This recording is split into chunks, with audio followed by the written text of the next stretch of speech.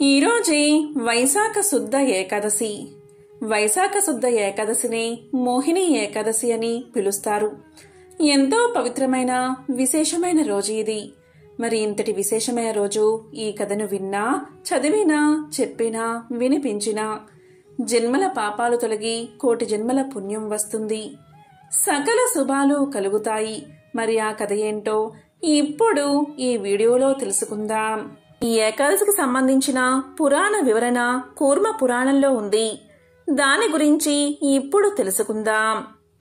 పాండురాజు పెద్ద కుమారుడైన ధర్మరాజు శ్రీకృష్ణుడితో ఇలా పలుకుతాడు. జనార్దన, కృష్ణ, వైశాఖ మాసంలో శుక్లపక్షంలో వచ్చే ఏకాదశి పేరు ఏమిటి? ఆ ఏకాదశి ఫలితం ఏమిటి? ఆ వ్రతాన్ని ఆచరించే విధానమేమిటి? ఆ ఏకాదశి యొక్క గొప్పతనం ఏమిటి? ఆ ఏకాదశికి సంబంధించిన కథ ఏమిటి? సవివరంగా వివరించు అని వేడుకున్నాడు. దానికి శ్రీకృష్ణుడు ఇలా పలుకుతాడు. ఓ ధర్మనందన, శ్రద్ధగా విను. పూర్వం శ్రీరామచంద్రుడు నీవు అడిగినట్లుగానే వశిష్ఠ మహర్షిని అడిగాడు. అప్పుడు వశిష్ఠుడు శ్రీరామచంద్రుడికి ఒక మంచి కథను ఇలా వివరించాడు. ఆ కథను నేను నీకు వివరంగా చెప్తాను, శ్రద్ధగా విను అంటూ ఇలా చెప్పడం ప్రారంభించాడు. శ్రీరామచంద్రుడు వశిష్ఠ మహామునితో ఇలా పలికాడు. మునిశ్రేష్ఠ, సమస్త పాపాలను నశింపచేసేది, సమస్త దుఃఖాలను పోగొట్టేది వ్రతాలు అన్నిటిలోకి ఉత్తమమైన వ్రతం గురించి మీ ద్వారా వినాలని అనుకుంటున్నాను. సీతా వియోగం వల్ల నేను అనేక దుఃఖాలను అనుభవించాను కదా, అందువల్ల నేను చాలా భయపడుతున్నాను. అందుకని మిమ్మల్ని ఈ విధంగా అడిగాను అని శ్రీరామచంద్రుడు వశిష్ఠ మహాముని ప్రార్థించాడు. అప్పుడు వశిష్ఠుడు ఇలా చెప్పాడు. శ్రీరామచంద్ర, నీవు చాలా మంచి ప్రశ్నే వేశావు. ధర్మస్వరూపుడివైన నీవు ఇటువంటి ప్రశ్న వేయడం తగినదే. అందువల్ల నీ నామం తలిచినంత మాత్రమునే మానవుడు పవిత్రుడు అవుతాడు. ప్రశ్న వేసిన వారిని బట్టి వారి యొక్క బుద్ధి చాతుర్యం తెలుస్తుంది.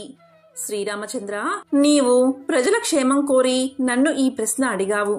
అందువల్ల లోకహితం కోసం నేను నీ ప్రశ్నకు సమాధానం చెప్తాను. పవిత్రము చేయు వాటన్నిటిలోకి పవిత్రమైనది వ్రతాలంటిలోకి ఉత్తమమైన వ్రతమును గురించి నీవు అడిగావు. శ్రద్ధగా విను అన్నాడు. శ్రీరామ, వైశాఖ మాసంలోని శుక్లపక్షంలో వచ్చే ఏకాదశిని మోహిని ఏకాదశి అని పిలుస్తారు. ఈ ఏకాదశి సమస్త పాపాలను హరిస్తుంది, అన్నిటికంటే శ్రేష్టమైనది. ఈ ఏకాదశి వ్రతాన్ని ఆచరించిన మానవుడు ముక్తిని పొందుతాడు. అందువల్ల నీ వంటి వారిచే ఈ వ్రతం తప్పక ఆచరించబడాలి. సమస్త పాతకాలను, సమస్త దుఃఖాలను ఈ ఏకాదశి వ్రతం నివారిస్తుంది, పుణ్యాన్ని ప్రసాదిస్తుంది. శుభప్రదమైనది అగు ఒక కథ చెప్తాను. ఏకాగ్రమైన మనసుతో నేను చెప్పే కథ విను. ఎందుకంటే ఈ కథను విన్నంత మాత్రం చేతనే మహాపాపాలు నశిస్తాయి. శ్రీరామచంద్ర, సరస్వతీ నదీ తీరం మిక్కిలి మనోహరంగా ఉంటుంది. దానికి సమీపంలో అందమైన పట్టణం ఒకటి ఉంది. ఆ పట్టణానికి భద్రావతి అనే పేరు. ఆ పట్టణాన్ని బుద్ధిమాన్ అనే రాజు పరిపాలిస్తున్నాడు. అతను శ్రేష్టమైన రాజవంశంలో జన్మించాడు.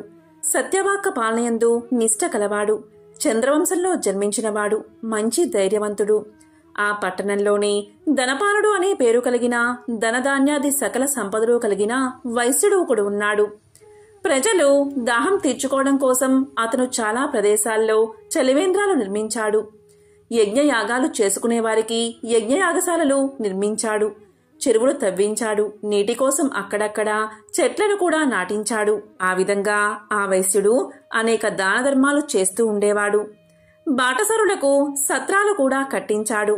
బాటసారులకు బసలు ఏర్పాట్లు చేసేవాడు. ఇంకా ఆ వైశ్యునకు విష్ణుమూర్తి పట్ల అపారమైన భక్తి కూడా ఉండేది. అతను పరమ శాంత స్వభావం కలవాడు. అతనికి 5 కుమారులు ఉన్నారు. మొదటివాడి పేరు సుమనుడు, రెండవవాడి పేరు ద్యుతిమంతుడు, మూడోవాడి పేరు మేధావి, నాలుగోవాడి పేరు సుకృతి, ఇక 5వవాడి పేరు దుష్ట బుద్ధి.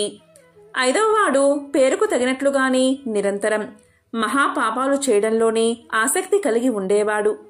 ఎల్లప్పుడూ వేశ్యలతోనే తిరుగుతూ ఉండేవాడు. నిరంతరం వేశ్యలతోనే గడిపేవాడు. తనకు తాను గొప్ప మొనగాడిగా భావించుకునేవాడు. జూదం మొదలైన చెడు వ్యసనాలయందు ఆసక్తి కలిగి ఉండేవాడు. పరస్త్రీలను అనుభవించడంలో ఆనందాన్ని పొందేవాడు. దేవాలయంలోని దేవతల వైపు అస్సలు చూసేవాడు కాదు. అతిథి అభ్యాగులను ఆదరించేవాడు కాదు. పెద్దవారిని, ముసలివారిని, చివరికి తల్లిదండ్రులను కూడా పూజించేవాడు కాదు. కనీసం గౌరవించేవాడు కూడా కాదు. ఒక్కసారి కూడా బ్రాహ్మణులు గౌరవించలేదు, అలాగే పూజించలేదు. ఈ విధంగా దుష్టబుద్ధి, న్యాయ విరుద్ధమైన, ధర్మ విరుద్ధమైన పనులని నిరంతరం చేస్తూ ఉండేవాడు. అతని దుర్మార్గమైన ప్రవృత్తి వల్ల తాత తండ్రులు సంపాదించిన ధనాన్ని విచ్చలవిడిగా ఖర్చు చేసేవాడు. తినకూడని వస్తువులు తినేవాడు. ఎల్లప్పుడూ కళ్ళు తాగుతూ కైపులోనే ఉండేవాడు.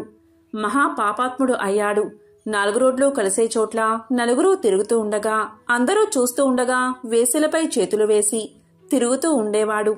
తాను చేసే ఘనకార్యాలను అందరూ చూస్తున్నారా లేదా అని, తన గూర్చి ఎవరెవరు ఏ విధంగా అనుకుంటున్నారో అని 4 దిక్కులకు తన చూపును ప్రసరించేవాడు. ఇలా అతను తిరుగుతూ ఉండగా ఒకసారి అతని తండ్రి చూశాడు. అతన్ని అసహ్యించుకున్నాడు. అందుకని తండ్రిపై కోపం తెచ్చుకుని ఇంటికి వచ్చిన తర్వాత చాలా బలగం కలిగిన సేవకులచే తండ్రిని బయటకు గెంటించేశాడు. అతని ప్రవర్తన అందరికీ తెలిసింది.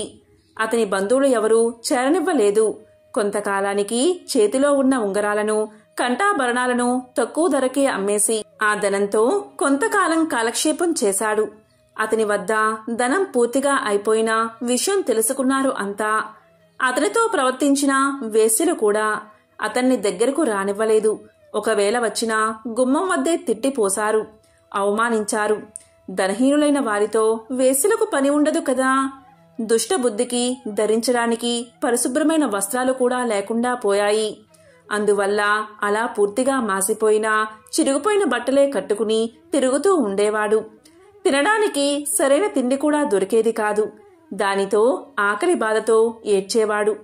ఎంతో బాధపడుతూ, అయ్యో ఇప్పుడు నేనేం చెయ్యాలి, ఎక్కడికి వెళ్ళాలి, ఇక మీదట నా జీవితం ఎలా గడుస్తుంది అని ఆలోచించసాగాడు. అతనికి ఏ పని చేతకాదు. చివరకు దొంగతనం చేయడం ప్రారంభించాడు. దొంగతనం చేయడం మొదటిసారి అవడం వల్ల మొదటి రోజున రాజభటులకు దొరికిపోయాడు. భటులు అతన్ని పట్టుకున్నారు. కాని అతని తండ్రి ధార్మికుడు, గౌరవనీయుడు అవడం వల్ల అతని ముఖం చూసి కొద్ది శిక్ష మాత్రమే వేసి మొదటి తప్పుగా గుర్తించి క్షమించి వదిలిపెట్టారు. దుష్టబుద్ధికి ఏ పని చేతకాకపోవడం వల్ల చేసేది లేక మళ్లీ రెండవసారి కూడా దొంగతనం చేశాడు. వెంటనే దొరికిపోయాడు. భటులు ఈసారి పూర్వం కంటే కొంచెం కఠినంగా శిక్షించారు. తరువాత విడిచిపెడుతూ గట్టిగా మందలించి హెచ్చరించారు. ఇకపై దొంగతనం చేయనని మాట ఇచ్చాడు దుష్టబుద్ధి.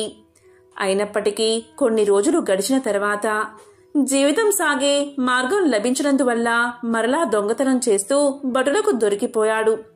ఎన్నిసార్లు మందలించినా, హెచ్చరించినా అతను తన బుద్ధిని మార్చుకోలేకపోయాడు. తాను చేసే దురాచారాలను విడిచిపెట్టలేకపోయాడు. చివరికి భటులు కూడా విసిగిపోయారు. అతనుకు బేడీలు వేసి బంధించారు. కారాగారంలో బంధించి ఉంచారు. కొరడాలతో కొట్టారు. అనేక విధాలైన జైలు శిక్షలను అనుభవించేలా చేశారు. చిట్ట చివరకు రాజు వద్దకు తీసుకెళ్లారు. రాజు అతను చేసిన నేరాలంటిని విచారణ చేశాడు. అప్పుడు రాజు దుష్టబుద్ధితో ఇలా పలికాడు. బుద్ధిహీనుడా, నీ వంటి వాడిని రాజ్యంలో ఉండనివ్వకూడదు. కనుక నీవు రాజ్యాన్ని వదిలిపెట్టి వెంటనే వెళ్లిపోమని ఆదేశించాడు. బంధాలను ఊడదీయించాడు. జైలు నుంచి తరిమి కొట్టించాడు. అప్పుడు దుష్టబుద్ధి మిక్కిలి భయపడుతూ, బాధపడుతూ రాజ్యాన్ని వదిలిపెట్టాడు. భయంకరమైన అరణ్యానికి చేరుకున్నాడు. ఆకలి దప్పికలకు మిక్కిలి బాధపడుతూ నీటి కోసం, ఆహారం కోసం అరణ్యంలో అటూ ఇటూ పరిగెత్తాడు. సింహం ఏ విధంగా తన కంటపడిన జంతువులను పట్టి చంపి తింటుందో అదేవిధంగా అతను కూడా తన కంటపడిన లేళ్లను, అడవి పందులను, చిన్న చిన్న అడవి జంతువులను చంపుతూ ఆకలి తీర్చుకునేవాడు. క్రమంగా మాంసాహారం తినడానికి అలవాటు పడిపోయాడు.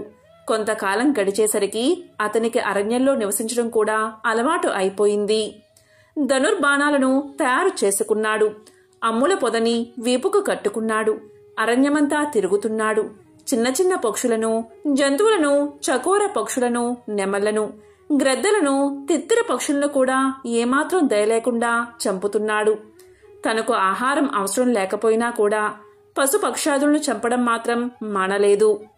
అతను చేయడానికి మరొక పని ఏదీ లేదు కాబట్టి ఏమాత్రం ఎడతెరిపి లేకుండా జీవహింస చేస్తూనే ఉన్నాడు. అతని గుండె బండరాయిలా మారిపోయింది. దయ అని విషయం కూడా మర్చిపోయాడు. పూర్వజన్మలో చేసిన పాపాల కారణంగా అతను మరింతగా పాపమనే బురదలో కూరుకుపోయాడు. అతని హృదయం, మనస్సు దుఃఖంతోనూ సుఖంతోనూ నిండిపోయింది. పగలు రాత్రి నిరంతరం తన యొక్క ముందుగతి ఏమిటా అని దీర్ఘంగా ఆలోచిస్తూ ఉండేవాడు. అతనికి దిక్కు తోచలేదు. ఒకానొక నాడు అతను చాలా దూరంగా ఉన్న అరణ్యంలో తిరుగుతున్నాడు. ఏ జన్మలో చేసిన పుణ్య విశేషమో కొద్దిగా మిగిలి ఉండడం వల్ల కౌండిన్య మహర్షి ఆశ్రమం అతని కంట పడింది.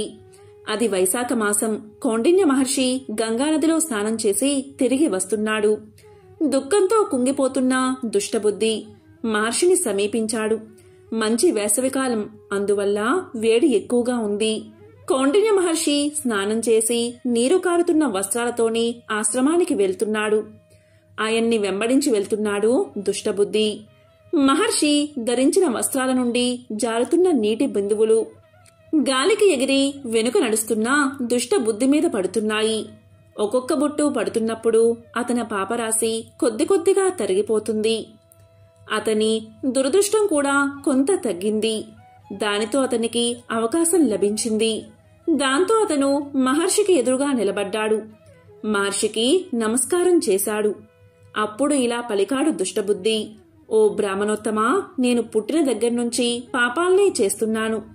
పరమ పాపాత్ముణ్ణి నేను. ప్రస్తుతం నా వద్ద ధనం ఏదీ లేదు. ధనంతో పనిలేని నా పాపాలు పోగొట్టేటువంటి ప్రాయశ్చిత్తం ఏదైనా ఉంటే నా యందు అనుగ్రహించి నాకు వివరించండి అని మహర్షితో పలికాడు. ఇక మహర్షి దివ్య దృష్టితో గడిచిపోయిన అతని జీవితానంతటినీ తెలుసుకున్నాడు. వెంటనే దుష్టబుద్ధితో ఇలా పలికాడు. ఓయి, నీవు నీ పాపాలను పోగొట్టుకోవాలి అనుకున్నట్లయితే నేను చెప్పే మాటలను జాగ్రత్తగా విను. వైశాఖ మాసంలో శుక్ల పక్షమునందు ఒక ఏకాదశి వస్తుంది. దానిని మోహిని ఏకాదశి అని పిలుస్తారు. ఆ రోజు నీవు నా మాట మీద నమ్మకం ఉంచి ఉపవాస వ్రతాన్ని ఆచరించు. ఆ వ్రత ప్రభావం వల్ల మేరు పర్వతమంతా పెద్ద పాపమైనా సరే నశిస్తుంది. మానవులు గత జన్మలో ఎన్ని పాపాలు చేసినప్పటికీ అవన్నీ కూడా మోహిని ఏకాదశి నాటి ఉపవాస వ్రతం వల్ల నశించడం తప్పనిసరిగా జరుగుతుంది. ఈ మోహిని వ్రతం యొక్క మహత్యం చాలా గొప్పది అని చెప్పాడు మహర్షి. దుష్టబుద్ధి మహర్షి చెప్పిన మాటలన్నీ విన్నాడు. దాంతో ఎంతో ఆనందాన్ని పొందాడు. కౌండిన్య మహర్షి ఉపదేశించిన ప్రకారం మోహిని ఏకాదశి వ్రతాన్ని ఆచరించాడు. దానితో ఆ వ్రత ప్రభావం వల్ల దుష్టబుద్ధి యొక్క పాపాలన్నీ తొలగిపోయాయి. మోహిని ఏకాదశి వ్రత ప్రభావం వల్ల దుష్టబుద్ధి దివ్యమైన దేహాన్ని ధరించాడు. గరుడ విమానం ఎక్కాడు. ఏ బాధలో లేనటువంటి వైకుంఠాన్ని చేరుకున్నాడు. కాబట్టి శ్రీరామచంద్ర, మోహిని ఏకాదశి మహిమ తెలిసింది కదా. అజ్ఞానం అనే మోహాన్ని నశింపచేస్తుంది ఈ మోహిని ఏకాదశి వ్రతం. ఈ 3 లోకాలయందు ఈ వ్రతాన్ని మించిన మరొక వ్రతం లేదు అని శ్రీరామచంద్రుడికి వశిష్ఠ మహాముని చెప్పాడు అని ధర్మరాజుకి శ్రీకృష్ణుడు తెలియచేశాడు. కాబట్టి ధర్మరాజా, యజ్ఞాలు, యాగాలు, దానాలు మొదలైనవి ఎన్ని చేసినప్పటికీ కూడా అవన్నీ ఈ ఏకాదశి వ్రతఫలంలో 16వ వంతుకి కూడా సాటి రావు. ఈ మాటల్లో ఎటువంటి ఆశ్చర్యమూ లేదు. ఈ మోహిని ఏకాదశి మహత్యాన్ని చదివినా విన్నా 1000 గోవులను దానం చేసినంత మహాపుణ్యం లభిస్తుంది. సకల పాపాలను హరిస్తుంది, సకల శుభాలను కలిగిస్తుంది అని ఈ మోహిని ఏకాదశి వ్రతం యొక్క గొప్పతనాన్ని ధర్మరాజుకి శ్రీకృష్ణుడు తెలియచేశాడు. మోహిని ఏకాదశి యొక్క విశిష్టత ఏమిటో ఇప్పుడు తెలుసుకుందాం. అది దేవతలు, రాక్షసులిద్దరూ కూడా సమానమైన బలవంతులుగా ఉన్న సమయం. రాక్షస ప్రవృత్తి ఉన్న దానవుల వల్ల సమస్త లోకాలు బాధలకు గురవుతున్నాయి. వారిని ఎదుర్కొనే ధైర్యం దేవతలకు లేకపోయింది. దాంతో వారికి విష్ణుమూర్తి ఒక ఉపాయాన్ని సూచించాడు. క్షీరసాగర మదనం కనుక చేస్తే దాని నుంచి అమృతం ఉద్భవిస్తుందని అది సేవించిన దేవతలు మరణం అనేది లేకుండా దానవుల మీద పైచేయి సాధిస్తారని చెప్పాడు. క్షీరసాగరాన్ని చిలికేందుకు మందర అనే పర్వతాన్ని కవ్వంగా మలచి, వాసుకి అనే సర్పాన్ని తాడుగా ఉపయోగించి మదనాన్ని ప్రారంభించారు దేవతలు, అలాగే దానవులు. వాటిలో కౌస్తుభం, కామధేనువు, కల్పవృక్షం, పారిజాతం, హాలాహలం లాంటివన్నీ ఉద్భవించిన తర్వాత చివరికి అమృతం వెలువడింది. ఈ మదనంలో దేవతలు, రాక్షసులు సమానంగా పాలు పంచుకున్నారు. కాబట్టి ఇద్దరూ అమృతం పంచుకోవాల్సిన పరిస్థితి వచ్చింది. అదే కనుక జరిగితే సముద్ర మదనం వెనుక ఉన్న ప్రయోజనం నెరవేరదు కదా. అందుకని సాక్షాత్తు విష్ణుమూర్తే రంగంలోకి దిగాడు. ఎంతటి వాడికైనా కళ్ళు చెదిరిపోయే అందంతో మోహిని అవతారాన్ని ధరించాడు. మోహిని రూపంలోని విష్ణుమూర్తి తన హొయలతో రాక్షసులను ఏమార్చి దేవతలకు మాత్రమే అమృతాన్ని అందించి మాయమైపోయాడు. ఈ మోహిని రూపాన్ని చూసి సాక్షాత్తు పరమశివుడి మనసే చలించిపోయిందని, ఆ విధంగా ఆ హరిహరులకు జన్మించిన వాడే అయ్యప్ప స్వామి అని చెబుతారు. విష్ణుమూర్తి రూపాలలో ఒకటి అయిన ఈ మోహినీదేవికి తూర్పుగోదావరి జిల్లాలో ర్యాలీ అనే ఊరిలో ప్రత్యేకమైన ఆలయం కూడా ఉండడం విశేషం. ఇంతకీ ఈ మోహిని అవతరించింది మోహిని ఏకాదశి రోజునే. మోహిని ఏకాదశి రోజు చాలా మంది ముందు రోజు రాత్రి అంటే దశమి రాత్రి నుంచే ఉపవాసం మొదలుపెట్టి మర్నాడు అంటే ద్వాదశి ఉదయం వరకు ఉపవాస దీక్షను కొనసాగిస్తారు. ఇలా కుదరని పక్షంలో ఏకాదశి రోజైనా ఎలాంటి ఆహారం తీసుకోకుండా ఉపవాసం ఉండే ప్రయత్నం చేస్తారు. ఇవాల్టి ఆరోగ్య పరిస్థితులు బట్టి అంతటి కఠినమైన ఉపవాసం ఆచరించడం చాలా కష్టం. కాబట్టి బియ్యంతో చేసిన పదార్థాలు తీసుకోకుండా పళ్ళు, పాలు వంటి అల్పాహారాలతో ఉపవాసం చేయవచ్చు. ఉపవాసం చేసే సమయంలో ఎట్టి పరిస్థితుల్లోనూ నిద్రపోకూడదు. ఈ ఏకాదశి రోజు అభ్యంగన స్నానం చెయ్యాలని, విష్ణుమూర్తిని ధూపదీప నైవేద్యాలతో పూజించాలని, ఉపవాసంతో రోజును గడపాలని, దాన ధర్మాలు చెయ్యాలని పెద్దలు చెబుతారు. ఇవన్నీ కుదరకపోయినా కనీసం ఆ విష్ణుమూర్తిని పూజించే ప్రయత్నం చెయ్యాలి. తన మోహిని అవతారంతో ఎలా అయితే ఈ లోకానికి క్షేమంగా మారాడో అలా మన కష్టాలన్నీ తీర్చమంటూ వేడుకోవాలి. ఈరోజే అన్నవరం సత్యదేవుని కళ్యాణం కూడా. అన్నవరం శ్రీ వీర వెంకట సత్యనారాయణ స్వామివారి కళ్యాణ మహోత్సవాలు ప్రతి సంవత్సరం వైశాఖ శుద్ధ దశమి నుంచి వైశాఖ బహుళ పాడ్యమి వరకు పంచాహ్నికంగా స్మార్తాగమ రీతిలో ఆపస్తంభ సూత్రరీత్యా మహావైభవంగా జరుగుతాయి. వీటిని అన్నవరం సత్యదేవుని బ్రహ్మోత్సవాలు అంటారు. 2015 సంవత్సరంలో ఈ వేడుకలు మంగళవారం నుంచి ప్రారంభమయ్యాయి. శ్రీ సత్యనారాయణ స్వామివారిని మూలతో బ్రహ్మ రూపాయ మధ్యస్థ మహేశ్వరం అదతో విష్ణు రూపాయ త్రైక్య రూపాయతే నమః అని స్తుతిస్తారు. క్రీస్తు శకం 1891లో ఆ ప్రాంతానికి రాజైన శ్రీరాజా ఇనుగంటి వెంకట రామనారాయణిం బహదూర్ వారి కలలో సత్యదేవుడు కనిపించి, నేను రత్నగిరి మీద వెలుస్తున్నాను, శాస్త్ర ప్రకారం ప్రతిష్ఠించి పూజించమని చెప్పాడు. అప్పుడు ఆ రాజు సంతోషంతో అందరినీ వెంటబెట్టుకుని వెళ్లి వెతికి ఒక పొదలో స్వామి విగ్రహాన్ని చూసి అమితానందం చెందాడు.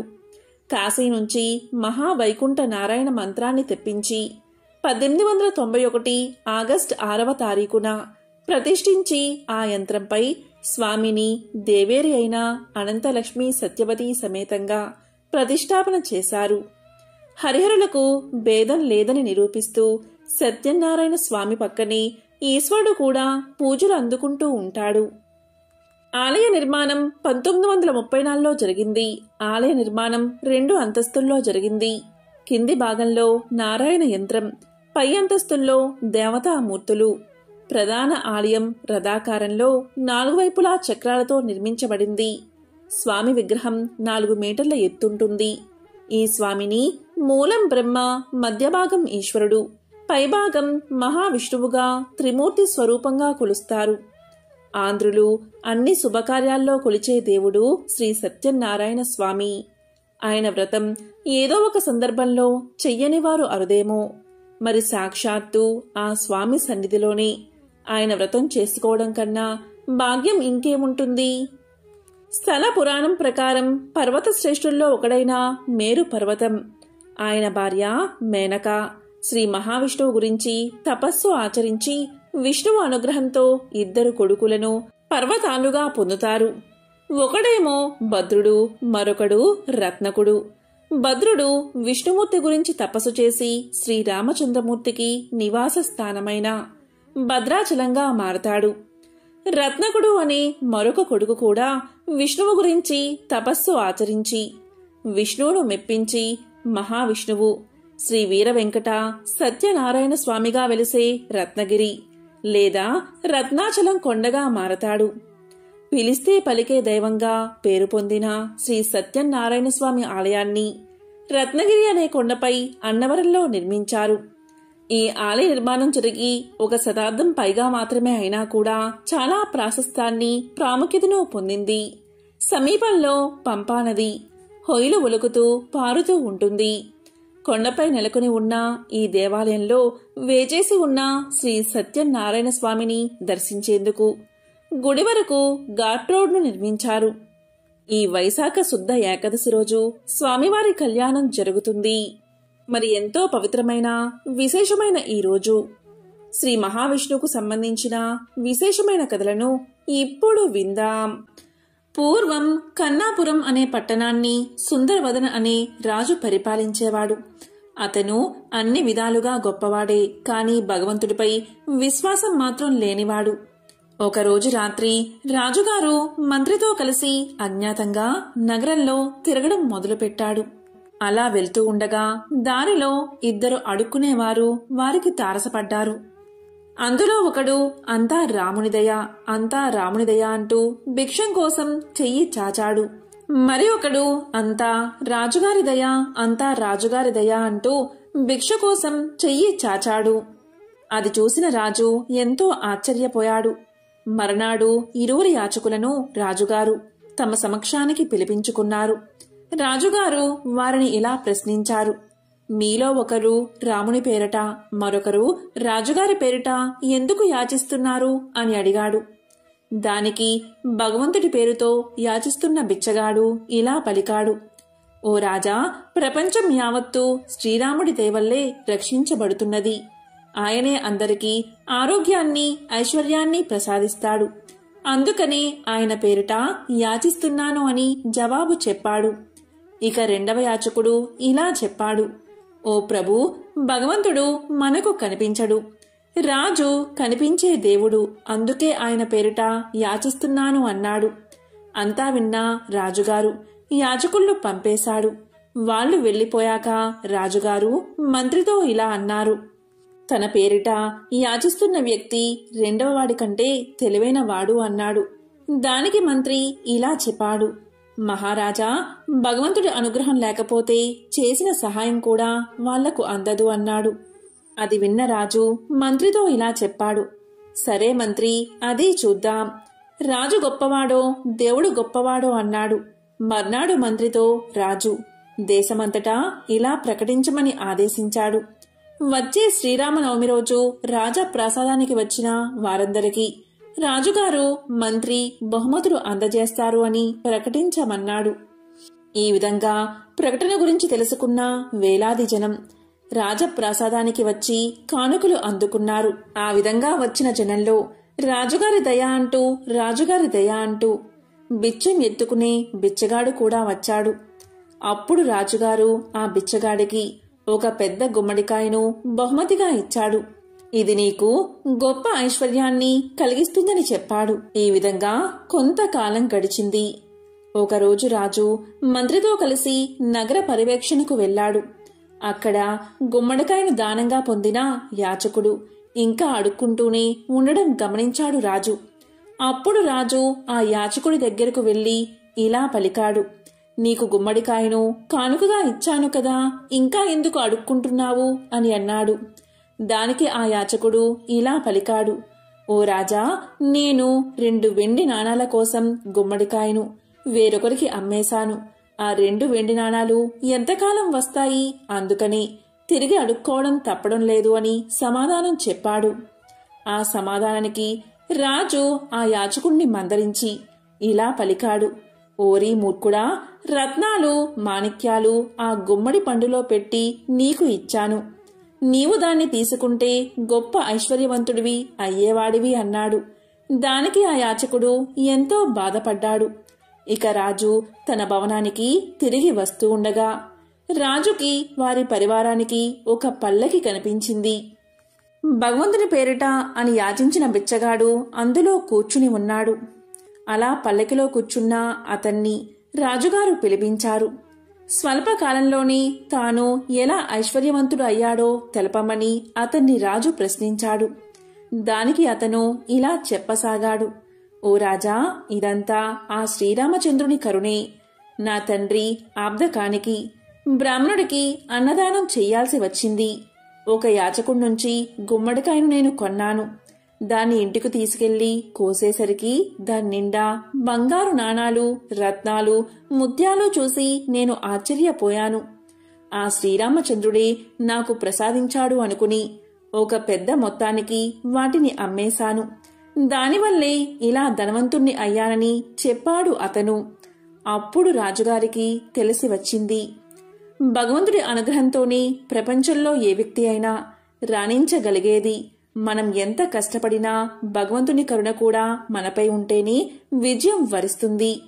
అందుకే సర్వదా భగవంతుణ్ణి అర్చన చేస్తూ దేవుణ్ణి నమ్ముతూ మన పని మనం చేసుకుంటూ పోతే విజయం తానంతట అదే వస్తుంది అని తెలుసుకున్న రాజు ఆ రోజు నుంచి భగవంతుణ్ణి పూజించడం మొదలు పెట్టాడు. ఎంతో పవిత్రమైన విశేషమైన ఈ కథను విన్నవారికి సకల శుభాలు కలుగుతాయి. ఒక ఊరిలో ఒక ధనవంతుడు ఉండేవాడు. అతను మహావిష్ణు యొక్క భక్తుడు. విష్ణుపై ఉన్న అచంచలమైన భక్తితో తన ఇంటి ఆవరణలోనే ఒక మందిరాన్ని కట్టించాడు. అందులో సుందరమైన విష్ణు విగ్రహాన్ని ప్రతిష్ఠించి విగ్రహానికి షోడశోపచారాలతో పూజలు చేయసాగాడు. చక్కని రుచికరమైన నైవేద్యాలు, నేతి దీపాలు, పరిమళాల ధూపాలతో అత్యంత వైభవంగా విష్ణువును పూజించసాగాడు. అతనికి అనుకోకుండా వ్యాపారంలో నష్టం వచ్చింది. అప్పుడు ఎవరో ఇలా సలహా ఇచ్చారు, విష్ణువు సంపద ప్రదాత కాదు. సంపద రావాలి అంటే, సిరి సంపదలతో తులతూగాలి అంటే లక్ష్మీదేవి పేరు చెప్పి ఆ దేవతని ఆరాధించమని చెప్పారు. వెంటనే ఆ ధనవంతుడు ఆ దేవతా విగ్రహాన్ని తెచ్చాడు. లక్ష్మీదేవిని పూజించడం ప్రారంభించాడు. వెంటనే అదృష్టం కలిసి వచ్చింది. వ్యాపారంలో అనుకోని లాభాలు వచ్చాయి. వెంటనే అతను ఎంతో ఆనందంతో పూజలు చేయసాగాడు. ఒక పర్వదినాన రకరకాల పిండి వంటలతో, ధూప దీపాలతో పూజ చేయసాగాడు. పూజకు ముందు విష్ణుమూర్తి విగ్రహం ఆ ధనవంతుడికి కనిపించింది. వెంటనే అతనికి ఎంతో కోపం వచ్చింది. ఇంకా నువ్వు ఎందుకిక్కడా అని ఆ విగ్రహాన్ని తీసేసి ఒక మూలగా పడేశాడు. తాను పూజిస్తున్న దేవతకి రోజు అతను ఎంతో భక్తి శ్రద్ధలతో పూజలు చేయసాగాడు. రకరకాల పిండి వంటలు, ధూపదీప నైవేద్యాలు, సుగంధాలు వెదజల్లే, సువాసనలు వెదజల్లే పుష్పాలతో ఆ గదంతా చక్కని సుమధుర వాసనలతో నిండిపోయింది.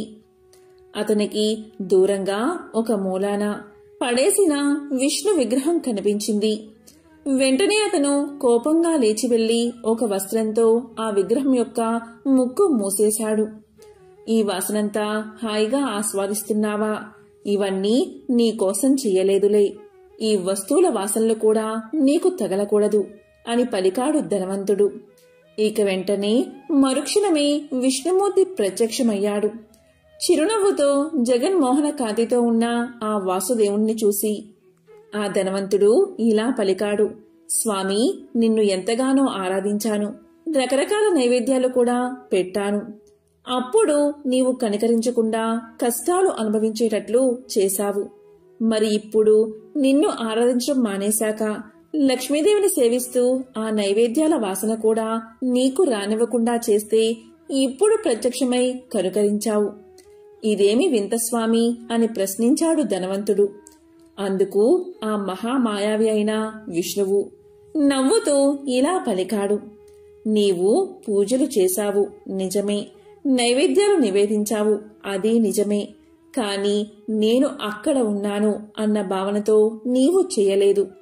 ఏదో పూజ చేశావు, ఏదో నైవేద్యం సమర్పించావు అన్నట్లు చేశావు, కాని ఇప్పుడు నీవు అలా అనుకోలేదు. నేను ఇక్కడే ఉన్నాను అనుకున్నావు. ఆ వాసనలు కూడా అంటే నైవేద్యాల గుమగుమలు కూడా నేను అనుభవిస్తున్నాను అనే భావన నీలో కలిగింది.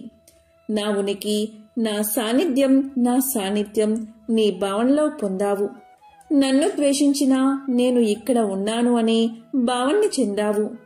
ఇక్కడే ఉన్నా నా ముక్కు మోసావు అంటే అంత ప్రత్యక్ష భావన నీలో కలిగింది. ఎప్పుడైతే ఆ భావన నీలో కలిగిందో నా సాక్షాత్కారం లభించింది అన్నాడు మహావిష్ణువు. దానికి ఆ విష్ణు భక్తుడికి ఎంతో ఆనందం కలిగింది.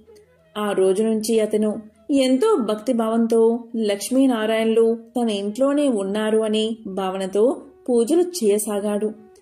చివరకు మోక్షాన్ని పొందాడు. ఎంతో విశేషమైన పవిత్రమైన మోహిని ఏకాదశి రోజు ఈ కథను విన్నా, చదివినా, చెప్పినా, వినిపించినా జన్మల పాపాలు తొలగి కోటి జన్మల పుణ్యం వస్తుంది. సకల శుభాలు కలుగుతాయి. ఓం నమో నారాయణాయ. ఓం నమః శివాయ. ఓం శ్రీ మహాలక్ష్మియే నమః. ఓం శ్రీ మాత్రే నమః.